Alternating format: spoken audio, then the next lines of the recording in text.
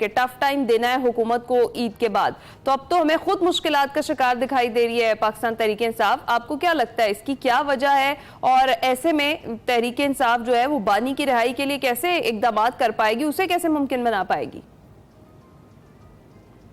Tough time تو ہر ایک کو ملتا ہے. اگر آپ کسی کے لیے ٹف ٹائم دے رہے ہیں تو پھر وہ کہتے ہیں نا every action has a reaction, تو ری ایکشن تو ہونا ہی تھا، اور یہ بڑا اپیرنٹ تھا. کیونکہ شاید ابھی لگ رہا ہو کہ پی ٹی آئی میں اختلافات ہیں. پی ٹی آئی میں تو بہت عرصے سے اختلاف، اور وہ اختلافات ڈھکے چھپے بھی نہیں رہتے، اور وہ خود بھی کہتے ہیں کہ جی ہم ایک جمہوری پارٹی ہیں، اور جمہوری پارٹیوں میں ہر ایک کی اپنی رائے ہوتی ہے. درست بات ہے، لیکن رائے رکھنا اور پھر پارٹی ڈسپلن کو فالو کرنا، یہ بھی کوئنسائڈ کرنا چاہیے یا پیرلل چلنا چاہیے، وہ نہیں ہو رہا. مثلا جو علی امین خان گنڈا پور بات کر رہے ہیں چیف منسٹر کے لیے، تو اس میں کوئی شک نہیں کہ الیکشن والے ٹائم پر ہی جب علی امین خان چھوٹی سیٹ پہ لڑے تھے، بڑی سیٹ پہ لڑے تھے، تو اس وقت کلیئر تھا کہ وہی چیف منسٹر بنیں گے. اب اسد کیسر صاحب یا عاطف خان صاحب یا کسی اور کے بارے میں جو وہ بات کر رہے ہیں، وہ براہ راست بانی پی ٹی آئی خان صاحب اور علی امین خان کے درمیان گفتگو ہے. جو تحقیقات کا معاملہ کر رہے ہیں عاطف خان، کیسے تحقیقات ہوں گی؟ یا تو خان صاحب خود بیان دیں کہ میں نے ایسی بات نہیں کی تھی، یا چیف منسٹر کے لیے علی امین خان میرے کینڈیڈیٹ نہیں تھے، پھر تو وہ تحقیقات یا کلیئرٹی آ سکتی ہے. ادروائز یہ ایسے ہی چلتا ہے. لیکن اچھی بات یہ ہے، عاطف خان کہہ رہے ہیں کہ چونکہ پارٹی معاملات ہیں، پارٹی معاملات میں باہر بات نہیں ہونا چاہیے.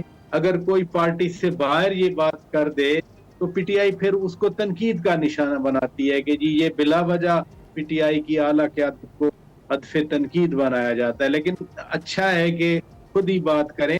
اب دوسرا پہلو اس کا یہ بھی ہے کہ ٹف ٹائم کے حوالے سے، ٹف ٹائم 26 نومبر یا 5 اکتوبر کے بعد مشکل لگ رہا تھا کہ پی ٹی آئی ٹف ٹائم دے گی. نیگوسیشن کا ایک چیپٹر ہوتا ہے، چاہے وہ آدم سواتی صاحب کہیں یا کوئی اور.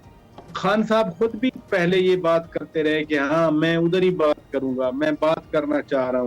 آپ کو یاد ہے یہ سزا ہونے سے پہلے خان صاحب جب باہر تھے، وہ بھی کہتے تھے کہ میں تو تیار ہوں لیکن مجھ سے تو کوئی بات ہی نہیں کرنا چاہ رہا. تو خواہشات پرانی ہیں اس لیول پر بات کرنے کی، لیکن ایکچوئل مسئلہ ہے کہ ادھر سے کوئی ریسپانس نہیں آیا. رائٹ. تو شوکت صاحب، ابھی ایک ریسپانس ہم نے دیکھا، مولانا صاحب نے بھی دیا، اس بیان کا تذکرہ بھی کیا. کتنا سمجھتے ہیں کہ اس موقع پر مولانا کا یہ بیان آنا کہ ابھی پی ڈی ایم جو ہے وہ باقی ہے، اس کا ایم اپوزیشن میں ہے اور باقی رہنما حکومت میں ہے؟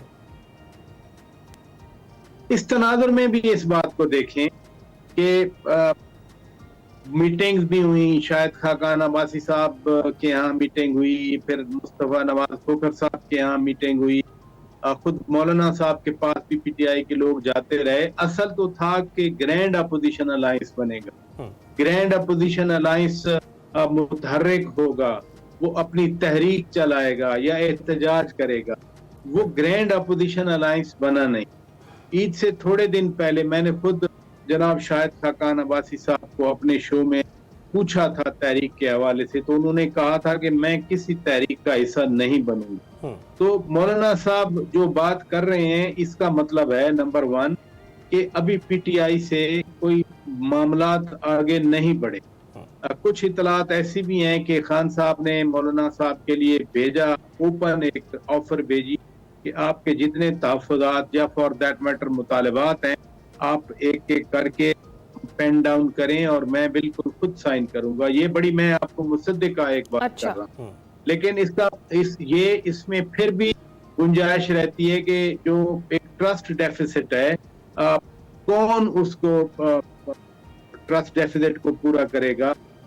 مولانا صاحب یا جے یو آئی ایک تحریری معاہدہ چاہ رہے تھے، وہ تحریری معاہدہ ابھی تک نہیں آیا. دوسری طرف جو پی ٹی ایم والی ہے، میں بار بار آپ کے پروگرام میں بھی مجھے یاد ہے ایک دفعہ کہہ گیا تھا کہ مولانا صاحب کا ایک سیاسی جو سیگیسٹی ہے وہ اتنی ڈیپ ہے کہ مولانا صاحب، اگر میں اور آپ فرض کیا کہ میرے جیسے جرنلسٹ کچھ نہ کچھ تھوڑا سا چیزوں کو انڈرسٹینڈ کر کے بات کرتے ہیں، تو امیجن کہ مولانا صاحب نے 80s میں 90s میں پھر جنرل پرویز مشرف کے خلاف इत्तेहादों की सियासत ही की है। वो 80s में MRD में थे, 90s में मुझे याद है एक बाबा ग्रुप बना हुआ था, बाबा ग्रुप में शामिल थे। फिर जनरल परवेज मुशर्रफ के खिलाफ तो वो MMA बनी थी, जो अपोजिशन लीडर खुद मौलाना फजलुर रहमान साहब थे।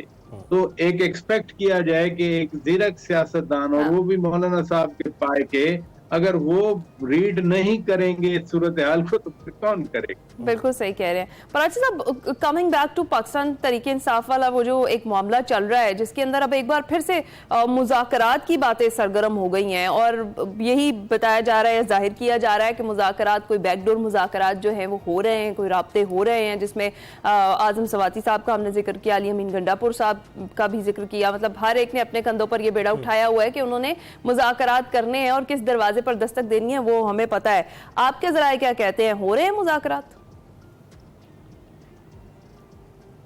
एक मुल्क की सियासी जमात हो, एक सूबे में हुकूमत हो और वो चीफ मिनिस्टर हो, तो आपको याद नहीं पेशावर में मुलाकात हो गई थी बैरिस्टर गौहर खान की, और वो फरमाइश पे मुलाकात की गई थी। लेकिन सिक्योरिटी जराए ने भी फिर बाद में वो जो खबर आई थी कि ये बिल्कुल ही वो लॉ एंड ऑर्डर पे मीटिंग थी और सियासतदान आपस में सियासतदान बात करें। इधर से मैं यही कोशिश कर रहा हूँ आपको बताने की, PTI की तरफ से भरपूर कोशिश है, और वो छुपा के नहीं कह रहे, वो बरमला कहते हैं कि हम मुज़ाकरात करेंगे तो हम उधर ही GHQ से करेंगे, हम पाक फौज से करेंगे, हम एस्टेब्लिशमेंट से करेंगे।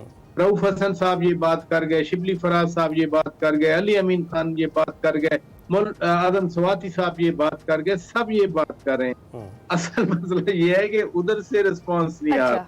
और तो वो अच्छा, कह रहे इसकी हैं क्या वजह, कि एक वजह ये भी हो सकती है कि जब मुज़ाकरात की बात छेड़ी जाती है तो उसके बाद ही कोई ना कोई बानी PTI का ऐसा बयान सामने आ जाता है जो कि अगेंस्ट होता है, सारे मामले को खराब कर देता है, या फिर जो सोशल मीडिया है उसकी तरफ से कोई ऐसी कैंपेन चला दी जाती है। आपको लगता है कि एक ये भी रीजन है?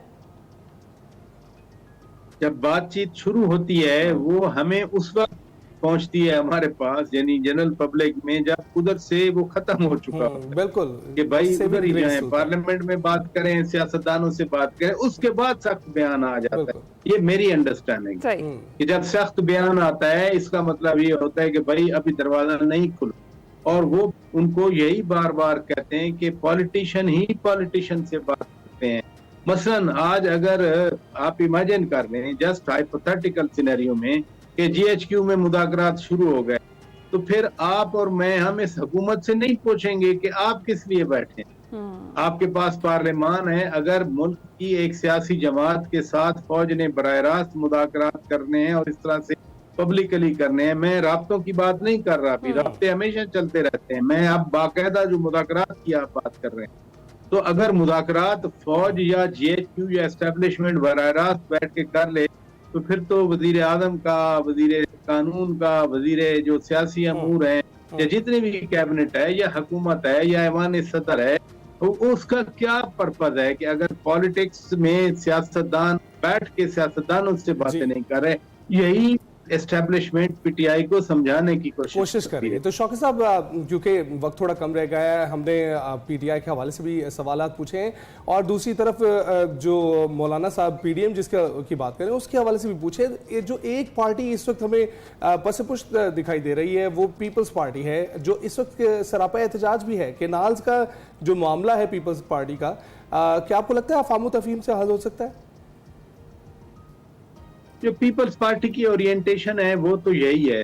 मसलन अभी बिलावल भुट्टो दरदारी साहब की आप तकरीर सुन लें, ये 4 अप्रैल वाली उधरगढ़ी खुदा बख्श में मैसेज क्या था? मैसेज यही था कि सब मिलकर बैठें, पाकिस्तान के मसाइल इतने गंभीर हैं कि उनके हल के लिए सबको अपना अपना हिस्सा डालना चाहिए। फॉर एग्जाम्पल, अभी कल से यहाँ मिनरल इन्वेस्टमेंट फोरम शुरू हो रहा है, और वहाँ बाहर बैठे मुल्क से जो लोग हैं वो अजीब अजीब पोस्टें कर रहे हैं कि जी अमेरिका इसमें तामुन ना करे। स्टेट डिपार्टमेंट के सीनियर ऑफिशियल जो हैं वो एरिक मेयर भी आ रहे हैं, और साथ साथ कांग्रेस का एक डेलीगेशन भी आ रहा है। अब वो वहाँ पर पोस्टें कर रहे हैं, ईमेल भेज रहे हैं कि पाकिस्तान में किसी को मत भेजें।